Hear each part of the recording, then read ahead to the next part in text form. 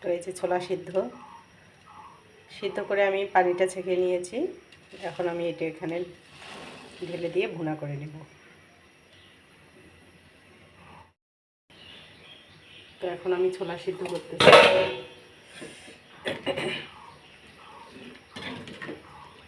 ছোলার সাথে আলুটা আমার খুব পছন্দের।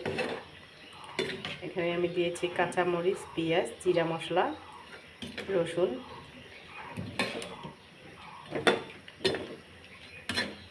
ছোলাটা আমি আগেই সিদ্ধ করে নিয়েছিলাম, আর এখন আমি এটা ভুনা করে নেব।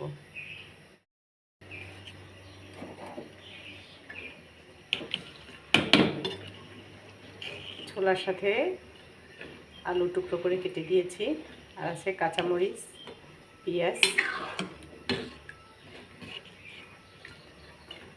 জিরা মশলা, লবণ, হলুদ দিছি। এখন আমি এটা ভুনা করে নেব।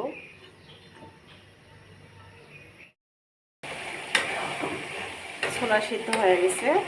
এখানে আমি আলু টুকরো করে কেটে দিয়েছি, আর দিয়েছি পেঁয়াজ, কাঁচামরিচ আর রসুন।